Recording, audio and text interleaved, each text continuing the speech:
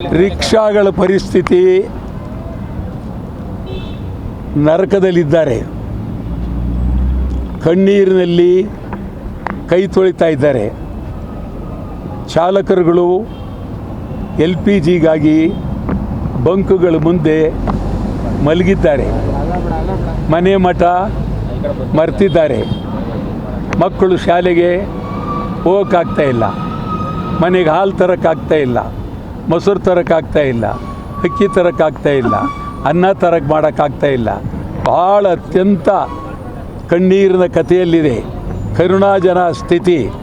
ನಾನಂತೂ ರಿಕ್ಷಾ ಚಾಲಕರ ಪರವಾಗಿ ಇಡೀ ರಾಜ್ಯಾದ್ಯಂತ ಕನ್ನಡ ಚಳವಳಿ ವಾಟಾಳ್ ಪಕ್ಷ ತೀವ್ರವಾಗಿ ಹೋರಾಟಕ್ಕೆ ಇಳಿದಿದ್ದೇವೆ. ಕರ್ನಾಟಕ ಸರ್ಕಾರ ಬರೀ ಕೇಂದ್ರ ಸರ್ಕಾರವನ್ನು ತೋರಿಸಿ ಬಾಗಲಕೋಟೆ ದಾವಣಗೆರೆಯಲ್ಲಿ ಓಡಾಡ್ತಕ್ಕಂಥದ್ದಲ್ಲ. ಮುಖ್ಯಮಂತ್ರಿಗಳಿಗೆ ಜವಾಬ್ದಾರಿ ಇದೆ. ಈ ರಾಜ್ಯದ ಮುಖ್ಯಮಂತ್ರಿಗಳು, ಅವರ ಬಗ್ಗೆ ನನಗೆ ಭಾಳ ಗೌರವ ಇದೆ, ಪ್ರೀತಿ ಇದೆ, ಅಭಿಮಾನ ಇದೆ. ರಿಕ್ಷಾ ಡ್ರೈವರ್ಗಳ ಪರಿಸ್ಥಿತಿ, ಜನಸಾಮಾನ್ಯರ ಪರಿಸ್ಥಿತಿ, ಸಿಲಿಂಡರ್ ಇಲ್ಲ, ಗ್ಯಾಸ್ ಇಲ್ಲ.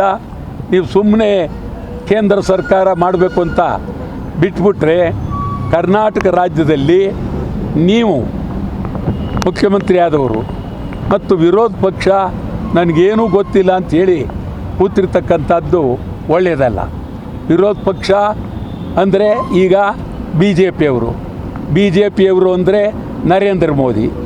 ಈಗ ಇಲ್ಲಿ ಕರ್ನಾಟಕದಲ್ಲಿ BJP ಅಂತಂದರೆ ಯಡಿಯೂರಪ್ಪನ ಮಗ. ಇದು ಪರಿಸ್ಥಿತಿ.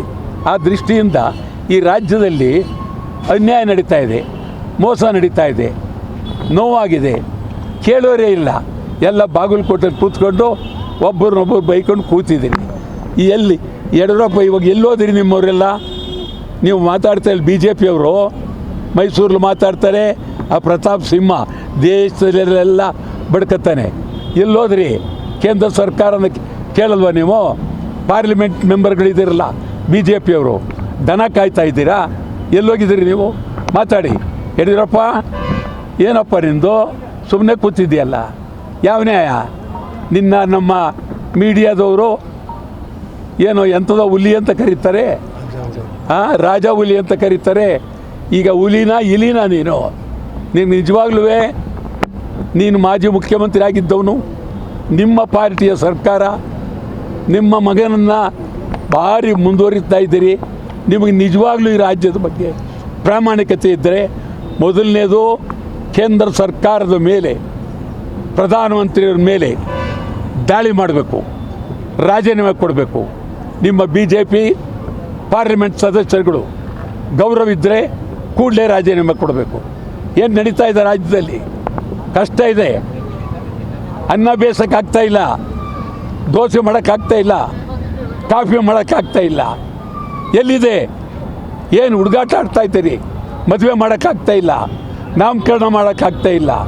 ಈ ಪರಿಸ್ಥಿತಿ ನಿರ್ಮಾಣ ಆಗಿದೆ. ನೀವು ಚುನಾವಣೆಯಲ್ಲಿ ಗೆದ್ದು ಅಧಿಕಾರ ನಡೆಸಬೇಕು ಅಂತಕ್ಕಂಥ ಹುನ್ನಾರದಲ್ಲಿ ಬಾಗಲಕೋಟೆಯಲ್ಲಿ ಕೂತಿದ್ದೀರಿ. ಮತ್ತು ನೀವು ಕಾಂಗ್ರೆಸ್ನವರು ನಮಗೇನೂ ಸಂಬಂಧ ಇಲ್ಲ, ಎಲ್ಲ ಅವ್ರದ್ದು, BJP ಅವ್ರದ್ದು ಅಂತಲ್ಲ. DK ಶಿವಕುಮಾರ್ ಅವರೇ, ನೀವು ಈ ರಾಜ್ಯದಲ್ಲಿ ಏನೇನು ಓಡಾಡ್ತಾ ಇದ್ದೀರಿ? ಈಗ ಎಲ್ಲೋಗಿದ್ದೀರಿ? ಬೆಂಗಳೂರು ಜನ ಹಿಂಗಾಗಿದ್ದಾರೆ, ರಾಜ್ಯ ಜನ ಹಿಂಗಾಗಿದ್ದಾರೆ. ಶಿವಕುಮಾರ್, ನೀವು ನನಗೆ ಭಾಳ ಬೇಕಾದವರು. ಆದರೂ ಇವತ್ತು ಹೇಳ್ತಾ ಇದ್ದೀನಿ ಗಂಭೀರವಾಗಿ, ರಿಕ್ಷಾ ಪರಿಸ್ಥಿತಿ, ಸಿಲಿಂಡರ್ ಪರಿಸ್ಥಿತಿ, ಗ್ಯಾಸ್ ಪರಿಸ್ಥಿತಿ ಸರಿಪಡಿಸಲೇಬೇಕು. ಸಿದ್ದರಾಮಯ್ಯನವರೇ, ನಿಮಗೂ ಒತ್ತಾಯ ಮಾಡ್ತೀನಿ, ಈ ಸಂದರ್ಭದಲ್ಲಿ ಎಲ್ಲ ಬಿಟ್ಟು ರಾಜ್ಯದ ಪರವಾಗಿ ನಿಲ್ಲಬೇಕು. ನಾವು ಗುರುವಾರ ದಿವಸ ಬೆಳಗ್ಗೆ ರಿಕ್ಷಾಗಳ ಪರವಾಗಿ, ಸಿಲಿಂಡರ್ ಪರವಾಗಿ ಮತ್ತು ಡೀಸೆಲ್ ಪರವಾಗಿ ಬೆಲೆ ಏರಿಕೆ ಆಗಬಾರ್ದು ಅಂತೇಳಿ ಗುರುವಾರ ಕರಾಳ ದಿನಾಚರಣೆ, ಒಂದು ರಿಕ್ಷಾಗಳಲ್ಲಿ ಕಪ್ಪು ಬಾವುಟ ಹಿಡಿದು ಬೆಂಗಳೂರನ್ನು ಸುತ್ತುವ ಮೂಲಕ ಕರಾಳ ದಿನಾಚರಣೆ. ಅಂತಿಮವಾಗಿ ರಿಕ್ಷಾ ಬಂದ್, ಕರ್ನಾಟಕ ಬಂದ್ಗೂ ಕರೆ ಕೊಡ್ತೀವಿ. ಕನ್ನಡ ಚಳವಳಿ ಪಕ್ಷ ರಿಕ್ಷಾ ಬಂದ್, ಕರ್ನಾಟಕ ಬಂದ್ಗೂ ಕರೆ ಕೊಡ್ತೀವಿ. ಈಗ ರಿಕ್ಷಾದಲ್ಲಿ ಡ್ರೈವರ್ ಇಲ್ಲ, ಖಾಲಿ ರಿಕ್ಷಾ ಎಳ್ಕೊಂಡು ಎತ್ತಿನ ಗಾಡಿ ಮೂಲಕ ಚಳವಳಿಯನ್ನು ಮಾಡೋದಕ್ಕೆ ಹೊರಡ್ತಾ ಇದ್ದೇವೆ. ಸರ್, ಈಗ ಬರೀ ಬೆಂಗಳೂರಲ್ಲಿ ಮಾತ್ರ ಕರಾಳ ದಿನಾಚರಣೆ ರಾಜ್ಯದಲ್ಲಿ ಮಾಡ್ತೀರಾ ಸರ್? ಏನಂದ್ರಿ? ಬೆಂಗಳೂರಲ್ಲಿ ಮಾತ್ರನ ರಾಜ್ಯದ ಕರಾಳ ದಿನಾಚರಣೆ ಗುರುವಾರ ಇಡೀ ರಾಜ್ಯಾದ್ಯಂತ ಮಾಡಬೇಕು.